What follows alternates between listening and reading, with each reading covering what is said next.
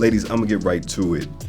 How frustrating has it been when people like lazily try to compare this movie to like a Bonnie and Clyde theme when it's much more than that? I mean, for me, it's really frustrating and infuriating. I don't feel like black movies should really be compared to any white archetype. Right. I try to stay away from that as much as possible. We can have our own narrative. Queen and Slim are really singular.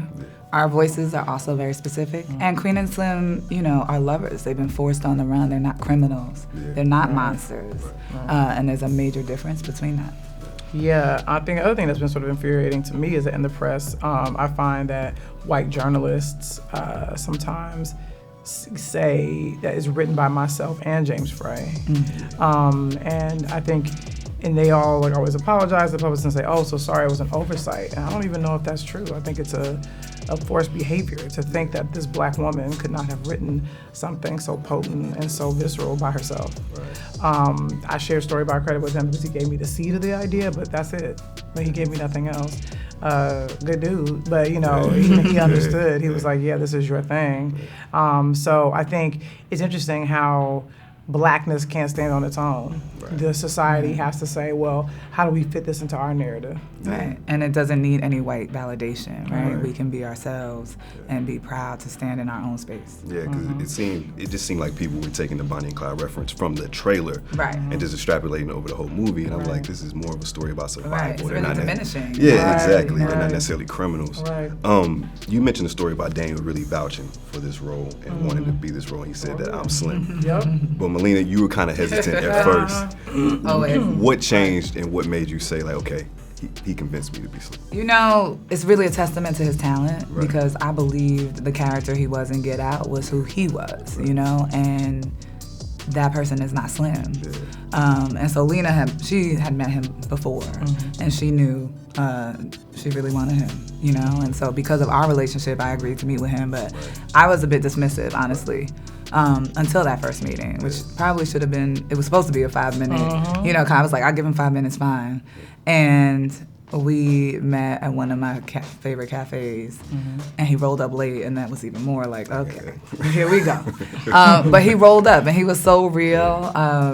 He was familiar, you know, he was my brother, like, immediately without having to speak a word, and I realized he absolutely was not who he played in Get Out, and that he can really inhabit each character so believably that you get it, you know. And we sat down and he talked about, you know, his experiences as a black male walking through life and his experiences with being harassed by police and how important it was for him to step into the shoes of Slim and play that role. For him, I think it was a role of a lifetime, you know? And I offered him the film by the end of that meeting, which then turned into 5 hours. And I remember calling Lena and be like, hope you're still interested in him because he's Slim. Great. And she was happy. I noticed that you two, it was really important to introduce a new actress with Jodi.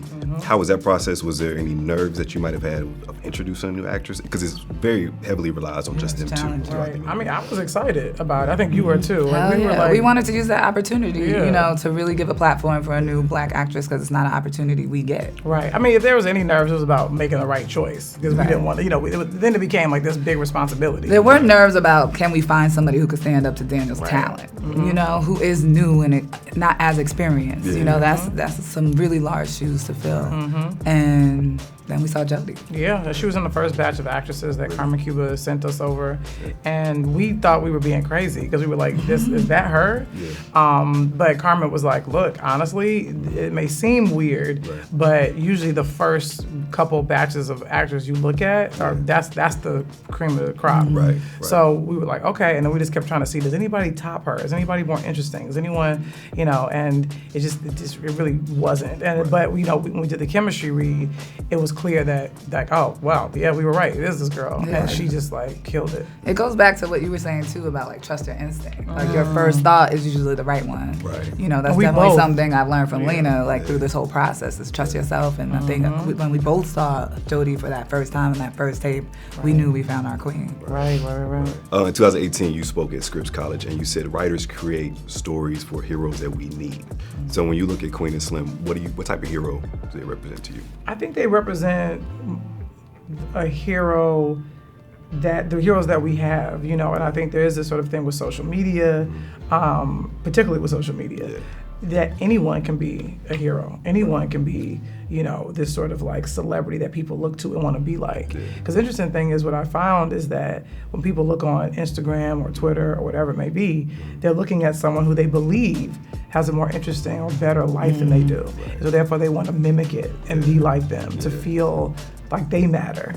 And to me, Queen and Slim on a grander scale is like they've done this thing. It's like 2 black people have killed a police officer. And what just that sentence means something to black people, because in our history, black people have not felt as if police officers are there to protect and serve us, but rather than to oppress us and to beat us. And so I think just when I heard the idea, I was like, wait a minute, black people killing a cop? Whoa, hold on. Because just that instinctively is like, black people will go, oh, so you're killing the oppressor. It's almost like killing the slave master. You know what I'm saying? And so therefore they're saying, yeah, you represent raging against the machine and killing those that are oppressing us. And even though that's such a blanket statement, because all cops are not the same, all black people are not the same, but that we tend to do a lot of generalization now, I think because of the world in which we live, is that no one wants to read nuance. No one wants to see the shades of gray. It's easier for people to live in black and white. That's a great point. It segues to my next question, because this movie lives in the gray. But nowadays with cancel culture and everything going on, people want to pick a side. And a lot of times it's a lot more nuanced. As creators, is there pressure that you have to kind of, because one way or another somebody's going to be upset. So how do you approach your work? I approach my work with honesty. I base pretty much every one of my decisions in authenticity, because then there's no right or wrong. There just is. And I feel like as long as we're telling the honest story as truly as possible, like we've succeeded in reflecting the world in which we live. Yeah, I mean, my thing is I can't control what people do with the art.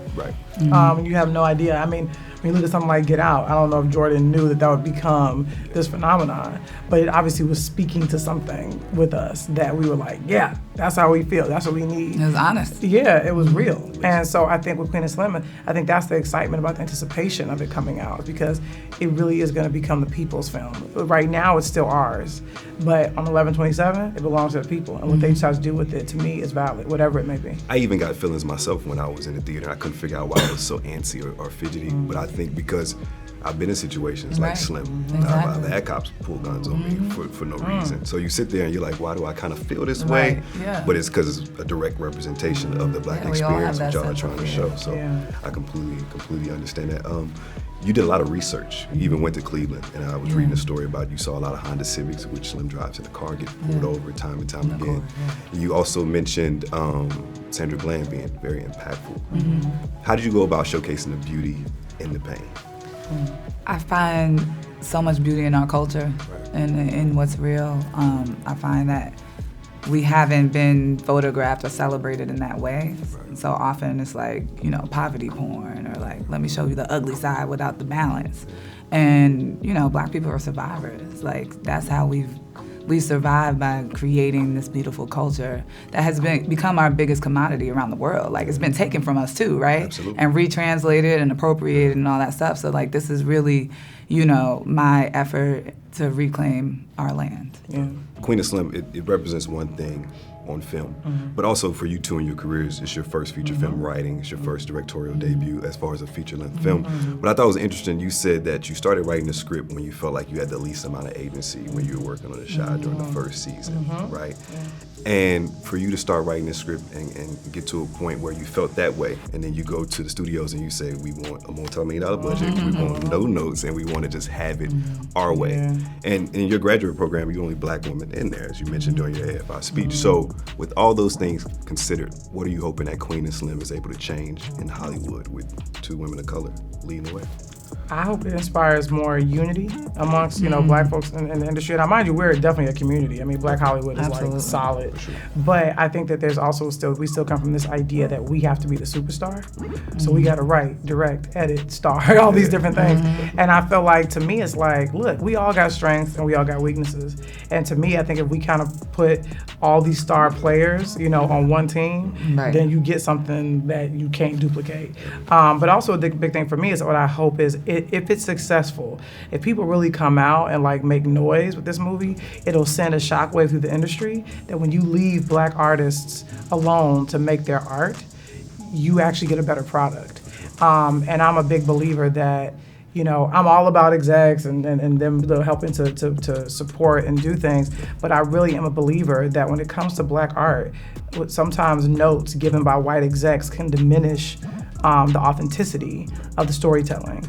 And I think it really is going to take a lot from, you know, particularly white execs at big studios to sort of say, you know what, I'm going to let you do your thing. I'm going to trust you and not impose my, you know, vision of what this should be on yours, because no one, unless you Black, you don't know what it means. You don't understand it. It's a very complex thing. So that is why I said I refuse to take any notes from white people on Queen and Slim, because I knew that I needed this movie to be 100% pure and authentic, and the only notes I would take would be from someone like Melina or from conversations I would have with Daniel. But that was really it. And then also, again, I have to trust myself. Right. And I love too what Donald Glover said. He was like, if he saw some reviews, some white critics said they didn't understand Atlanta. He's like, I don't get it.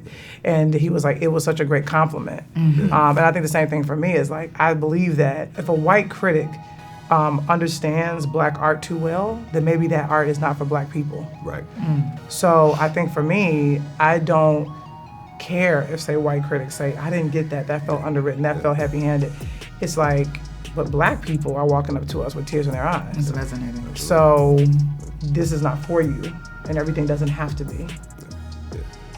And I think it's about like allowing people to speak in their language and appreciating that. Right. Right? Not needing the translation. Yeah. Right? Like, why can't we just let it be? It's like, why we both love foreign films. Mm-hmm. You know, it's like, it's really interesting to be on the other side and have this perspective. And we've always been forced to speak their language too, right? So now it's like, yo, come see how we live. Yeah. Like, see what influences us and how we thrive and survive and what our struggles are.